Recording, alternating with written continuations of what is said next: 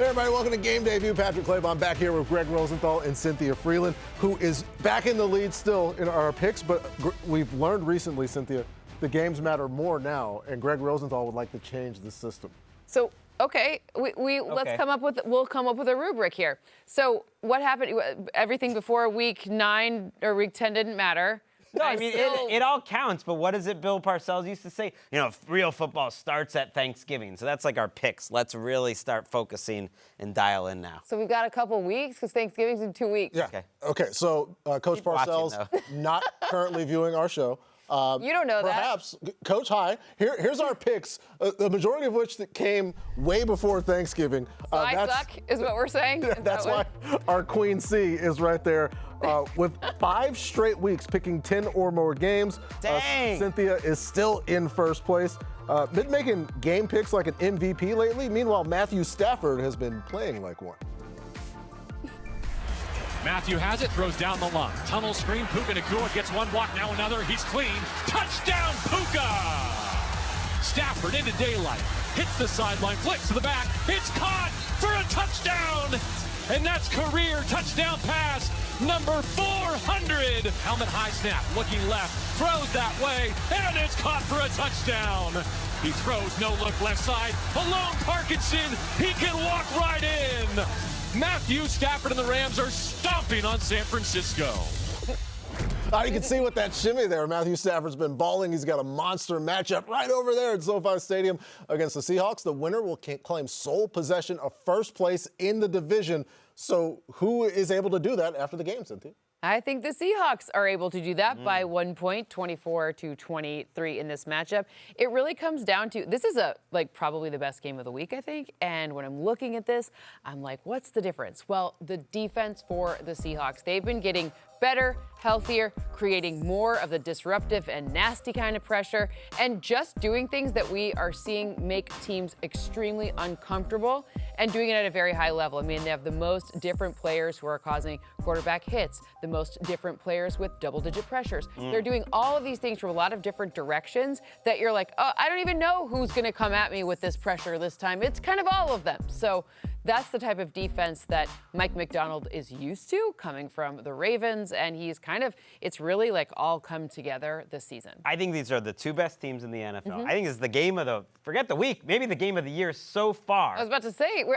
I can't tell if the year's just started or if it's over yet. Like, all of these things you're saying. This game does matter, even though it's at 4:05 Eastern. I mean, come on, NFL, they didn't see this coming as the game of the year. You know what else people didn't see coming? The Seahawks running game. Last week against Arizona, everyone had turned the channel by then because they were up 25 points. They had a drive that lasted 13 plays.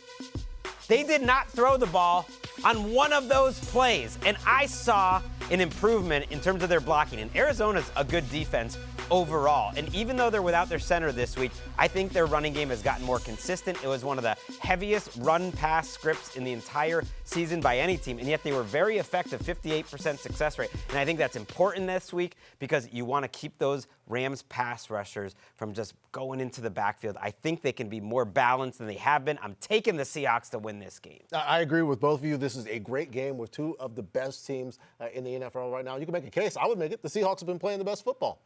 I've got the Rams by 4. 26-22. Amid all the trends of throwing out a heavy personnel, both teams are really good at it. And I know, as Greg is undermined me here by pointing out the Seahawks were running the ball pretty well last week. 1 week does not a season make. The Seahawks number 30 in rush efficiency right now. The Rams number 4. Styles make fights, and I fear the Seahawks might be a bit one-handed, and I lean on Los Angeles in this one. So yeah, I'll be the stray bone. I'll be all by myself. So one of us will be right, regardless, unless there's a tie in the game of the year, which is not something that we're looking forward to. It's time for Who's Eating Good, presented by Applebee's. It is Matthew Stafford leading the NFL with 25 passing touchdowns. Cynthia, will he have more or less than 2.5 against Seattle? So, I mean, it would be smarter to say that he'd have less and he'd have 2. But if you're looking at the run that he's been on, as in like 4 or more passing touchdowns in consecutive games, I think you're fine saying more. I think there's going to be some situation here where the run game does matter, but this is going to be an uncomfortable game for both quarterbacks. So I think that both will have to lean on the pass game. Just, if our Seattle's defense just triple team Puka Nacua, you're fine. Great. That makes me feel better about my pick with Matthew Stafford going over 2.5 touchdowns. He has the Rams offense humming, as does Dan Campbell, calling plays with the Lions. Tosses it in. Here we Gets go. right side. Here we Inside go. the 10, inside the 5, 44 yards. Yes, sir. Jahmyr Gibbs putting together a day. Gut punch up the middle, then talking about tossing it on the edge, and once you get him out on the edge, Sonic is gone.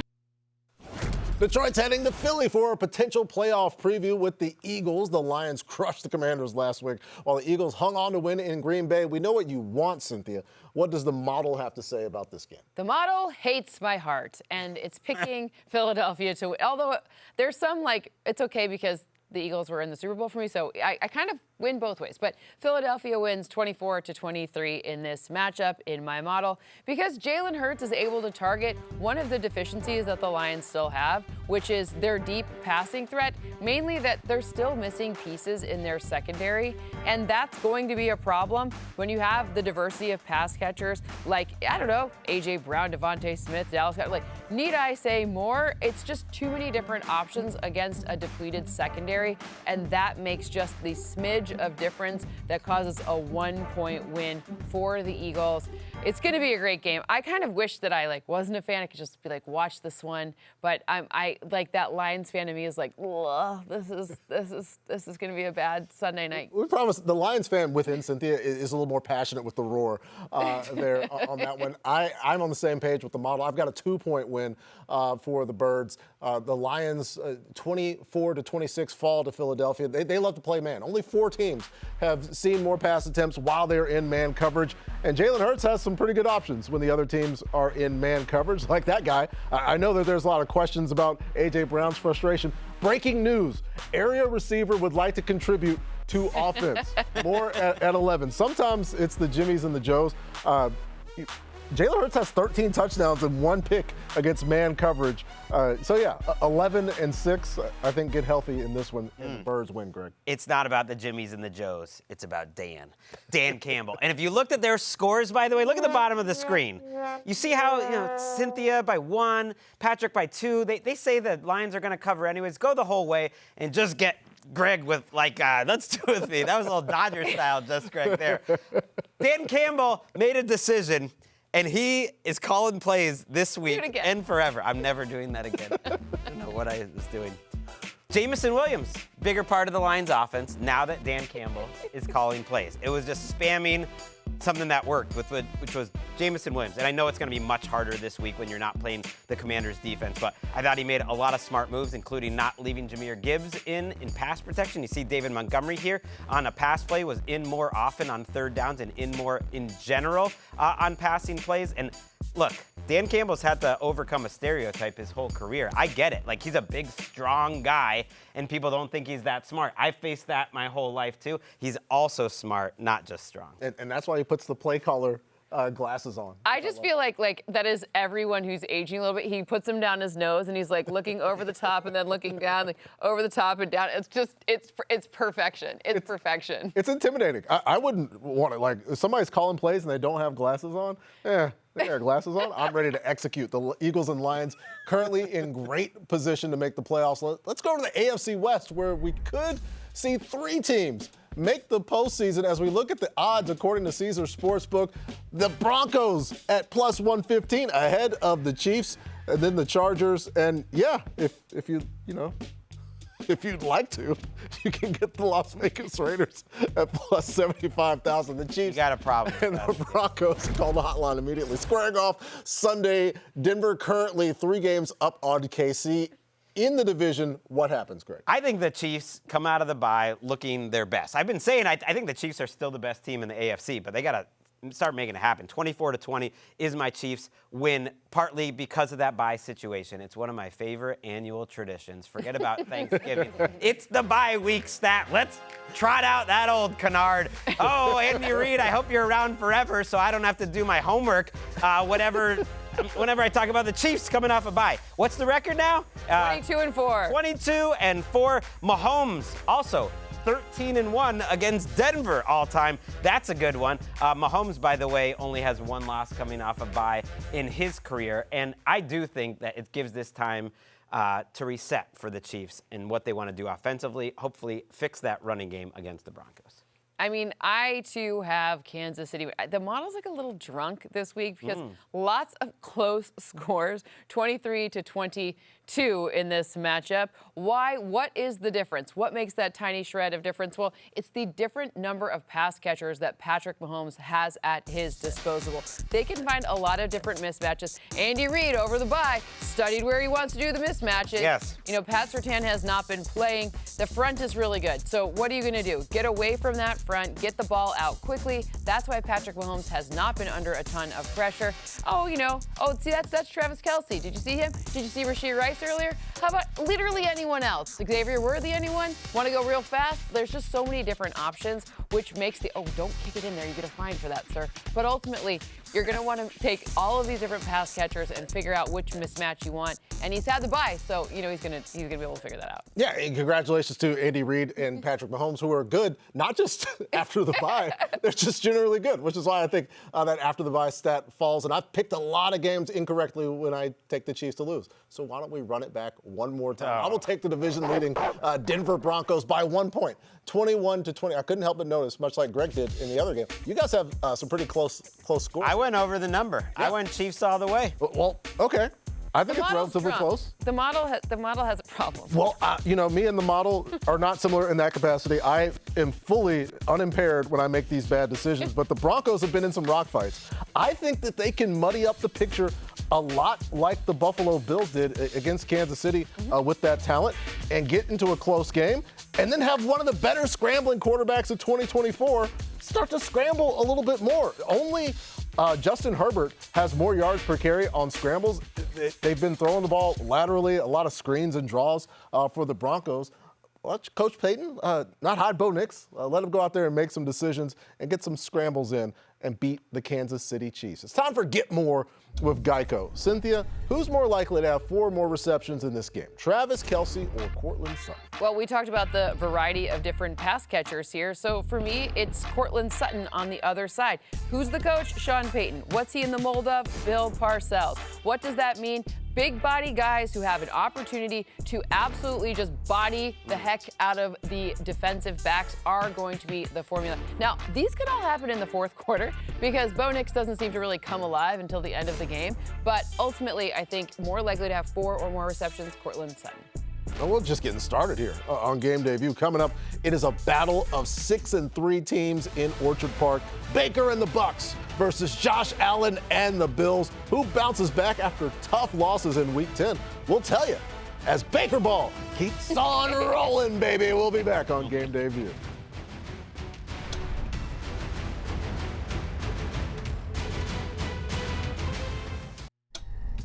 With NFL Plus, keep the NFL in reach. Stream live, local, and primetime games on mobile during the regular and postseason. NFL Network, including 2 more exclusive live games this season, live game audio, and more. With NFL Plus Premium, get more football with NFL RedZone, game replays, and NFL Pro. Sign up today at plus.nfl.com/network. Terms and conditions apply.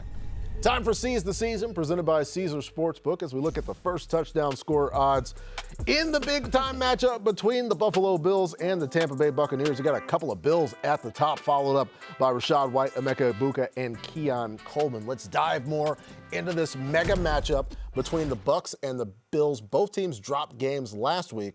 Who walks away with a win here, Greg? I think the Bucs pull off the big upset, at least according to the number. I mean, it's 5.5, 6.5, whatever it is. I don't think it should be that big of an upset. The Bucs are a good team, and I think they have the right personnel to stop the Bills' offense because they can do what the Dolphins did a week ago, but do it better. Here are some of the mistakes that Josh Allen was making, forcing the ball into coverage. The Dolphins basically copied what the Patriots did, and they loaded up front, and they dared Buffalo to win their one-on-one matchups. And you know what? Keon Coleman couldn't do it, even against guys who just got on the roster like Juju Brents. Josh Allen, I don't think, was patient enough, and I think this is a better Buccaneers defense than they've been in previous years. So they can load up to stop the run. It's one of the best Todd Bowles defenses of the Buccaneers Bowles era, and I think they get the win because Buffalo's limited right now on offense. Yeah, I'm with you, Greg. I have a 5-point win for the Tampa Bay Buccaneers, 25-20. I think the Bills have great matchups throughout the AFC, but sometimes the strengths and weaknesses play out funny.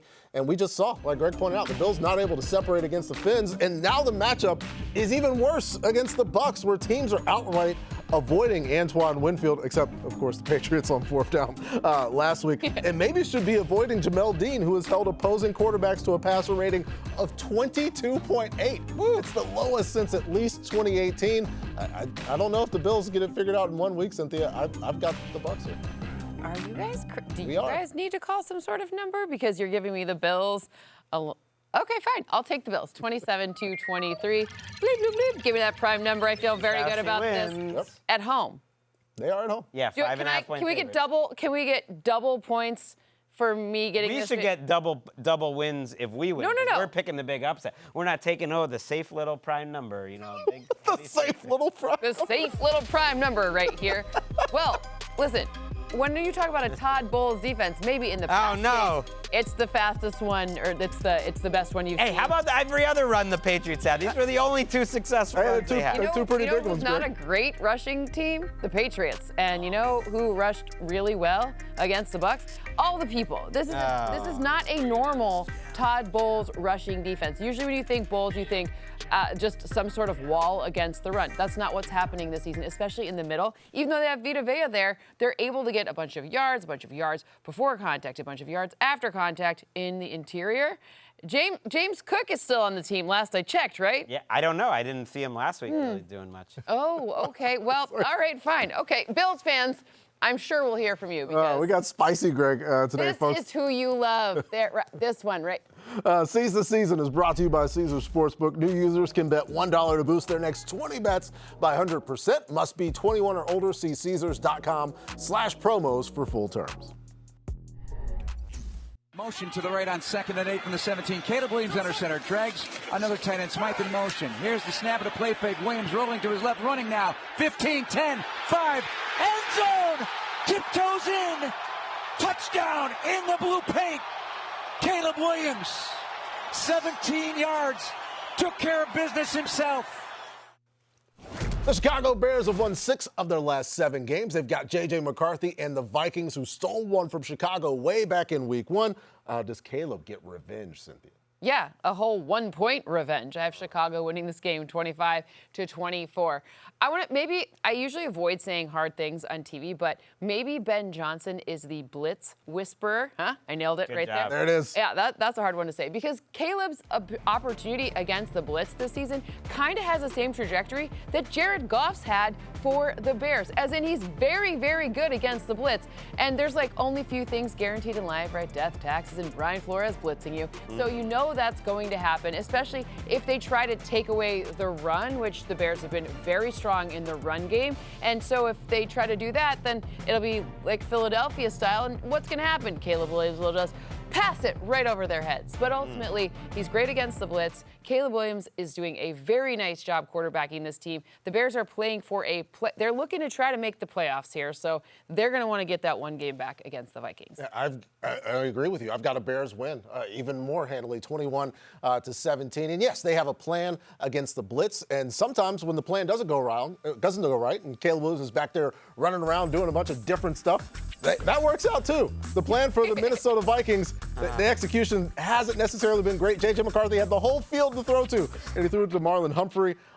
There, maybe predetermining some throws, and even when he's making the right decisions in this game, again, things will get better for J.J. McCarthy. But just like Caleb had to go through those growing pains, J.J.'s going through them now. I'll say he's a rookie. This is his first NFL season. He's a rookie quarterback, and I think it's a rough one here, Greg. That was where my gut was going to, and then I got to the meeting today. I saw everyone was picking the Bears. That didn't feel right. The Vikings are favored. I'm going with the Vikings. I'm going with maybe my heart more than my head here. Let's just Greg it up. I'm not doing that thing again, ever again. Maybe just one more time? No. Look, Aaron Jones is running the ball fantastically since he came off the bye. Sometimes you just got to use your eyeballs. And J.J. McCarthy, 9, is very unpredictable. I will admit it. I do not feel confident in him.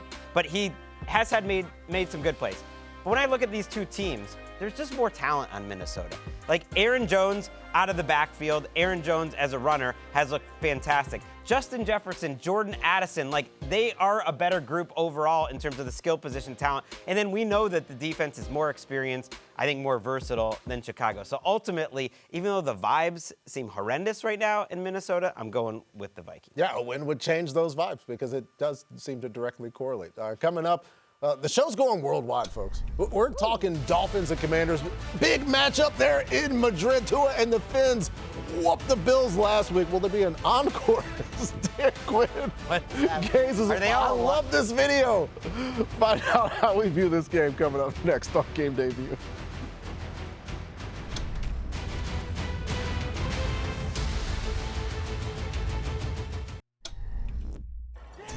HN the pistol back. They pitch it to him. Left there side. He goes. And there he goes. He's gone. 20, 10, 5. Touchdown, Miami. HN, have a day. Oh, my gosh. There he's untouched. I don't think he never got the full speed on that one. He didn't need to. Snooze off, game on. The Commanders square off against the Dolphins as Sunday Morning Football makes its Madrid debut. Presented by NetApp. Get up and rise, shine, and watch, because here our stars come out in the morning. Sunday, 9:30 a.m. Eastern, only on NFL Network. Also streaming with NFL Plus. Subscription required for NFL Plus. Visit plus.nfl.com for terms. Let's dive into this Commanders-Fins matchup in lovely Madrid. No Jaden or Scary Terry for Washington. Miami coming off the big upset over the Bills. Who keeps their playoff dreams alive, Cynthia? By a narrow margin, the drunk model picks Miami 24-23. You gotta get the model some help. Every game is so close this week. I double, triple, quadruple checked it. But I'm looking at this one, and Dan Quinn calling the defense does make a difference. Now, does it make a difference necessarily against Jalen Waddle? We shall see, because where has this Commanders defense been especially vulnerable?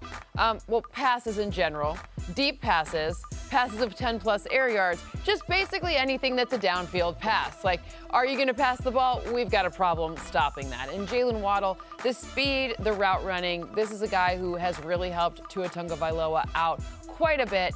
I'm thinking in this game, Dan Quinn will be able to help, but he's not playing. He's not going to go out there and play. Maybe he should. You know? Yeah, I mean, the video we saw in last bump where it's like his giant head looking at that was hilarious. You get him out there, he can make some changes. I agree. I've got a 10-point win, 22-12, and I'm glad to be in this position to facilitate my agenda. And that's meetings maybe a touch overrated. When you schedule a meeting, sometimes the schedule is more important than the meetings. And I think that's what happened for the Miami Dolphins. The schedule is a little less itchy right now, and we're not talking about meetings. We're discussing football. And when they play football and they get the ball to Devon Achane, things go well. He's got 411 yards after the catch this season. It's a great number. His average depth of target is negative. He's getting the ball in the backfield on passes, and he's still getting a whole bunch of yards. He's carrying the franchise right now. I think he does it for a win, Greg. There is a path for the Dolphins to get back at least into in the hunt graphic. You got this game, you got the bye, you got the Jets and the Saints. I think their defense is playing better because nobody's watching it lately. On Sunday, we'll all learn. Bradley Chubb, watch this sack that he had late in the fourth quarter. He shoves Deion Dawkins off him with his left hand, and then he launches himself through the air. This just fired me up watching it, and I thought this defense is playing with a lot of energy. Pay no attention to the celebration penalty they gave him afterwards. I don't care about that. This is a quality left tackle that he just threw off him. And then Jordan Brooks, I think, playing like a Pro Bowler. They're better in the back end with Minkah Fitzpatrick playing slot. They are 8th in the NFL in success rate over the last month. That's a pretty good sample size of a good defense. Yeah, be sure to catch this one early Sunday morning, 9:30 a.m. Eastern on NFL Network. The season's heating up. But prices, folks, are cooling down. NFL Sunday Ticket, now $150 for new users for the rest of the season. Subscribe now to watch more of your favorite teams' out-of-market Sunday games. Terms and embargoes apply. Time for the 2-minute drill presented by the Wells Fargo Active Cash Credit Card. Let's make some quick picks here on our show. We go to the Packers and the Giants. The G-Men fired Brian Daboll earlier this week. Jackson Dart dealing with an injury. Jameis Winston has been named the starter. All of that leading up to Greg Rosenthal's pick, which will be?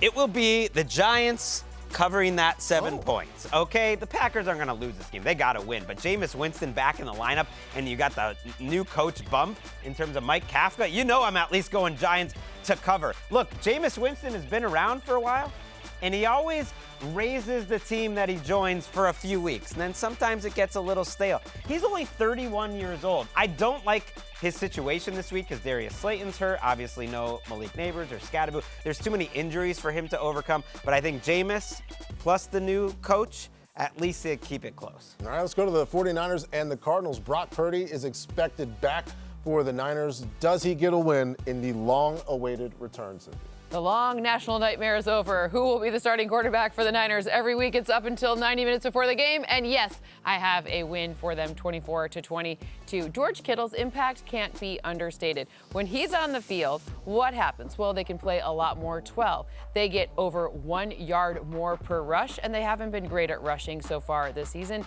They're actually much better in the passing game. And George Kittle in general, just super valuable. So even if he's not lighting it up for your fantasy team as maybe we had hoped at the beginning of the season, given everything that's going on, he is the X factor on this offense, and I think it's going to be very helpful for him against the Cardinals defense. All right, we'll keep it going to the Ravens and the Browns. Baltimore nipping at the Steelers' heels in the AFC North, and I think they get their 4th straight win here, a score of 23-10. And, you know, my brother did so much for me. As little brothers, you always want to give back. And shout out to little brother for sending over Aloy Gilman in the trade to Big Brother, because the things have been a lot better on this Baltimore defense since he arrived.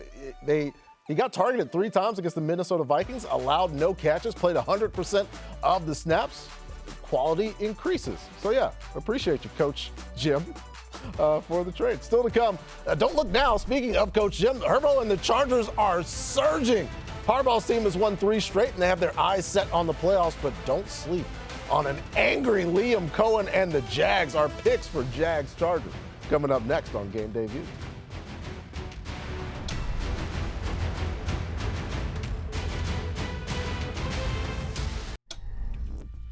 Salute to Service is the year-round effort by the NFL and its charitable partners to honor, empower, and connect with its nation's service members, veterans, and their family. At this time each year, the NFL reinforces its support and gratitude to those who have served and those who continue to serve. Visit NFL.com/salute to learn about the NFL's impact with its Salute to Service partners. Let's take a look at the odds to win the NFC. Going into Week 11, according to our friends at Caesars Sportsbook, it is the Eagles at the top. We're tied with the Rams, the Lions, Seahawks, and Packers rounding out the list as we get to more or less. The 4 teams with the best odds to win the conference just so happen to be playing each other this weekend. Eagles and Lions, Seahawks and Rams, tons of star power. So let's talk about some props for these games as we got the foam fingers out. So let's begin with the leader in receiving yards in the National Football League, Jackson Smith-Njigba, more or less than 99 yards against the Rams. Okay, so we're going to go with less than 99, but he scores a touchdown. My reasoning for this one is about slowing the pace down. Run the football more. Rely on a bit more balance so that you can control the narrative a bit more. You don't really want to give Matthew Stafford a bunch of opportunities to come back against you. So it's just about pace. It's not about anything to do with him. He scores a touchdown, just a slightly lower than 100 receiving yards. All right, let's go to Greg Rosenthal. Will Puka Nacua have more or less than 7 catches on Sunday? That's a lot. If I've learned one thing covering the NFL, it's that Puka Nacua rules. He's going over 7.5 receptions. He was high volume early in the season. I know he's been battling some injuries over the last few weeks, but he looked great last week. And look, I don't think the Seahawks are going to give up much deep down the field, so I think it's going to be a lot of the shorter routes to Puka Nacua. And yeah, Devontae Adams is great, but he's a little banged up this week. And ultimately, when it's winning time, it's Puka time. Let's go to Jahmyr Gibbs, who's we've had a lot of Gibbs time this season. He went off last week for 142 yards, 2 scores. Does he go over 62 yards against the Philadelphia Eagles? Yeah, it's 62 yards for Jahmyr Gibbs. I think he will. We've discussed his success, the explosiveness. look at this game against the Tampa Bay That's Buccaneers. 62 plus right there. It happens right there. There was a time where the longest rush for Jahmyr Gibbs was feeding families from Cynthia Freeland on this show. And yeah, I think he'll have a big one. He'll have the opportunity. And as Greg pointed out, maybe he's not playing as many passing down plays, but the yards are there. So the Eagles, Lions, Rams, Seahawks, all very likely to be in the playoffs coming up. No red teams. Yeah. Isn't that funny? There were no red teams on that graphic. It's interesting. Pay attention, folks. Take note. Another team that's making a push for January, the Bolts. They rush 4. Herbert throws. Caught. Touchdown. Chargers. Ladd McConkey. 16 yards on what, DJ? You called it the in-cut. Everything's going to the outside. Just got to give a couple hard steps, and you're going to be able to win in the middle of the field. And he was wide open. It's time for The Read, presented by Microsoft Copilot. Microsoft Copilot, your AI companion for NFL game day and every day. We asked which matchup would decide the Chargers-Jags game, and Copilot highlighted the Jags running backs against the Chargers linebackers and run defense.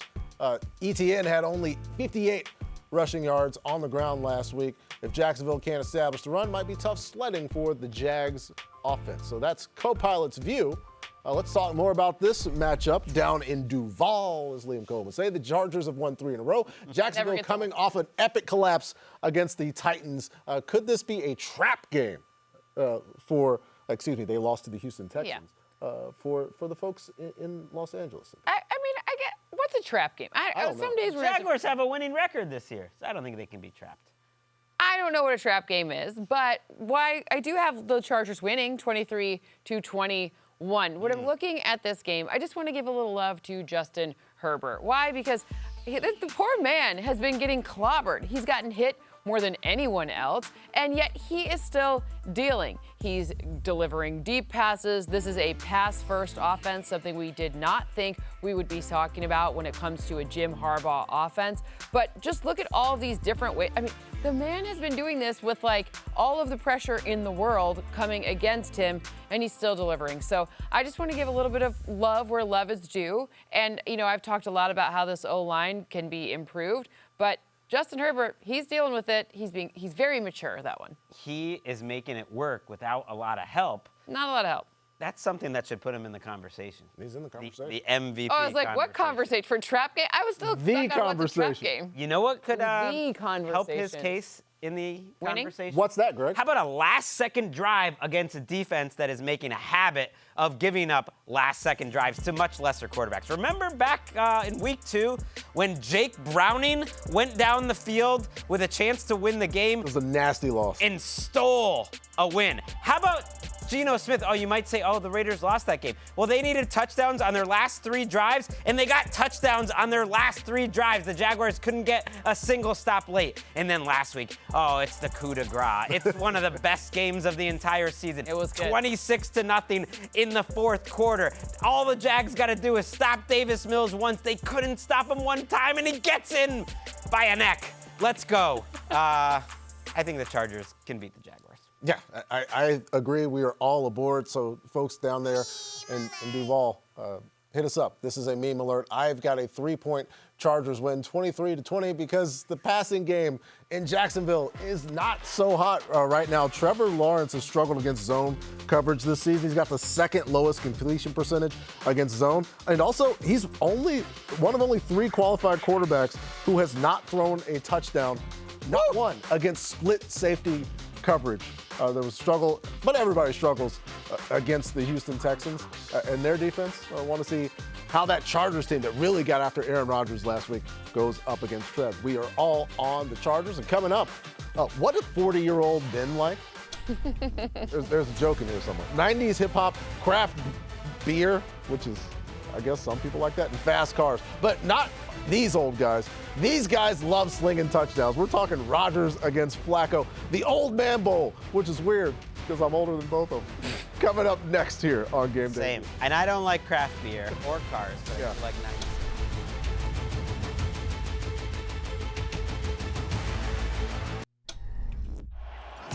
40-year-old Joe Flacco ready to take on 41-year-old Aaron Rodgers. Rodgers fires downfield, caught by Brady. 68 yards. Rodgers with the late magic. Flacco throws a fade, and it is caught. And going into a slide is T. Higgins. Money Mac is ready. The kick is up. It is good. Yes. The Bengals have a 2-point lead with 7 seconds left on the clock. Rodgers, there it is, and he launches it into the end zone, and it is broken up, incomplete, and the Bengals have knocked out the Steelers on Thursday night. It's time for What's Ahead, presented by Credit One Bank. That Week 7 game was P-A-N-A-N-A-S. There were 7 passing touchdowns between Rodgers and Flacco. Big rematch Sunday. Who gets a win here, Cindy? Well, I think it's only fair if they split the series. So I have Pittsburgh winning 25-23. It's just what the model picked. The 5 points is kind of crazy to me. But I want to talk about Aaron Rodgers because last week against the Chargers, he did look a little maybe a little tired, like not necessarily like what we're used to seeing from him when you shut your eyes and think Aaron Rodgers. But one way to knock off the rust is to play the Bengals. And when you're looking at the opportunity to just absolutely sling it, we'll start to see good form. This will be a question: is Aaron Rodgers back? Is he okay?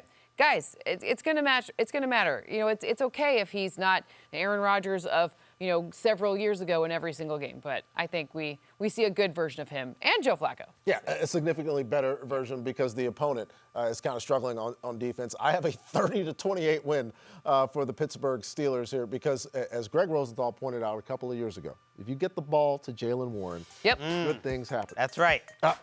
Here's one thing. Missed tackle. When Jaylen Warren gets the ball, 31% of the time he forces a missed tackle somewhere. What better opportunity for him to force missed tackles than against the Cincinnati Bengals defense, who are doing it at a generational clip, Cynthia? But it's generational. Have to force it, or are they just going to let him run? You got to force it. We just saw it happen a couple times. I'm understanding, but are they even going to try to force it? Maybe. We'll see. Got it. We'll see what Al Golden's squad has in store for Jaylen Warren and the Steelers, or maybe just anybody who has the football is moving in a general direction opposite to them, Greg. Right. Usually coming off the bye week, it's like, oh, Andy Reid will cook some good stuff up in the lab. I actually think the opposite happens for the Bengals. They're worse coming out of the bye. They have worse ideas. The Steelers win this game by 10. The second time around, it was a great story. It was one of the games of the year Flacco having that night. Like, it never happens again 2 times. And why it won't happen for Flacco in this game is because of the Jimmys and the Joes up front, or more specifically, the TJs and the Nates and the Alexes and the Cams. Those are some of the pass rushers for this Steelers team that I just think are a mismatch for this pass rush. And Joe Flacco, if you look at his numbers against pressure this year, is one of the worst 2 or 3 quarterbacks in the league. He's just been able to avoid it. I don't think he can avoid it this week. I got closest to the 60-plus points that we got the last time they played. We don't think they're going to get that close. Vegas still thinks the game's going to be high scoring. The second highest total of the week. The highest totals leader right now, the Dallas Cowboys at the Las Vegas Raiders, ahead of the Bengals, Steelers, 49ers, Cardinals, Seahawks, and Rams. But yeah, the Bengals after the bye, back on this graphic where they belong. As we get to some quick picks here on Game Day View, the Cowboys and Raiders Monday night. Dallas traded for Quinnen Williams last week. How's this one go, Cindy? I think we see more than the points total that we saw projected there. I have 27-24 in favor of the Cowboys in this one. I want to talk about CeeDee Lamb because Dak Prescott has just been dealing, and we have documented it pretty much every single week on this show. But don't forget, fantasy players, this is going to be a big CeeDee Lamb week. Why? Because this is the opportunity against a secondary that is very generous to opposing wide receivers to not have Dak have to make these tight window catches. There'll be some more space for CeeDee to work with. So that's an even better opportunity to not just catch it, but catch and run, which is what CeeDee Lamb does best. Let's go to the Falcons and the Panthers. Atlanta has lost 4 in a row. Both teams looking for a spark. What happens here, Greg? I have the Falcons winning this game by 6. I think their defense is the best unit in this game, and that's ultimately why it's 23-17. But I want to talk about the quarterbacks in this game. Quarterback development is not linear, and I think we're at a big moment for both Michael Penix and Bryce Young. You remember, after Bryce Young was benched last season, played much better, aggressive down the stretch. I think the last couple of weeks have been the toughest performances for him individually that I've seen out of him for a while. Michael Penix right now really struggling against man coverage, and opposing defenses are figuring out what he can't do. So young quarterbacks are going to go up and they're going to go down. I think they're both at critical moments. Bryce Young potentially to ensure that he is the guy there next year. And then Michael Penix, I think he wants to show development within this season and kind of improve on some of his weaknesses, especially against man coverage. Long-term implications there in that one. Let's go to the Texans and the Titans, another divisional matchup. Houston pulled off a comeback for the ages last week against the Jags, and I think they win here without necessarily needing to come from behind, 18-16. And I would like to issue an apology to one Davis Mills, who I doubted, but he's got the second fastest time to throw this season. Defense, maybe with an opportunity to get after him, not a problem for Davis Mills, especially late against the Jacksonville Jaguars. So yeah, Greg was right. I was wrong. Look at this Davis meaningless Mills. Hail Mary that helped Nico Collins fantasy owners get their games. Yeah, but that helped you get Nico over was good, though. 250. Nico That was was really a dime. There was like 5 dimes in this game. This is a very nice pass, too, here to Schultz on a 3rd and long. They don't win the game without that. That starts that game-winning drive. Yeah, you can pick out any of those plays Woo, that's late in the game. But it's a lot of green grass thrown to a rough one for the Jags defense. When we come back, it's time for Write This Down, and we have been on fire lately. The whole squad unbeaten last week, 3-0. Greg and I have been flawless for nearly a month. Some of our favorite player props of the week are coming up next right here on Game Day View. Stick around, you do not want to miss it, like defenders have been missing that guy.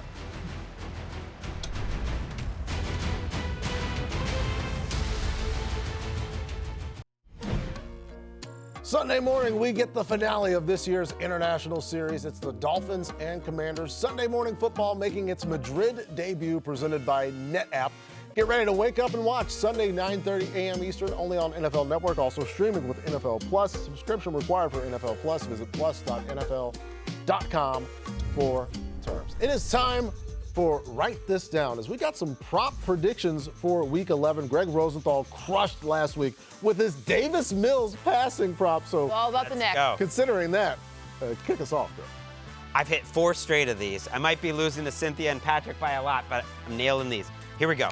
It's going to all end for Joe Flacco. The storybook season. What? I'm ending it here. I hate it to go under 258 yards. I just mean he's not going to have a great game. I just mean it's been a fairy tale, and at some point, I think talent matters. And I don't think the Bengals' offensive line is very good, and I do think the Steelers are an every other week proposition sometimes. And this week, their defense dominates this game, and the Bengals ultimately aren't getting those W's to matter for when Joe Burrow does come back on Thanksgiving potentially. Just write this down, count double after Thanksgiving. How are we gonna? Sure. We're gonna We can figure do this that. out Yeah, we anyways. can do But mine is that Brock Bowers is going to score a touchdown on Monday night against the Cowboys. Quinnen Williams may have been added to the roster, but the secondary still has a bunch of issues. And when they play 12 personnel, well, things go well for Brock Bowers. We also saw against the Jags, he was able to get into the end zone 3 times. The defense does have problems still. I think Brock Bowers capitalizes on them. I am going to go to the receiving game, where Emeka Egbuka will have over 62 receiving yards against the Buffalo Bills. You look back this season on what the opposing number 1 has done against Buffalo. Think back to Zay Flowers in week 1, going for 142. Jalen Waddle a couple of weeks ago getting 84 yards and a touchdown. I think the matchup leads towards Egbuka playing well, like he was at the start of the season when he was completely healthy. Thank you for spending time with us here on Game Day View. We're going to sort out what actually matters in terms of our season-long picks for Cynthia Freeland and Greg Rosenthal. I'm Patrick Claybon. We'll see you coming up next week. Thanks for watching Game Day View.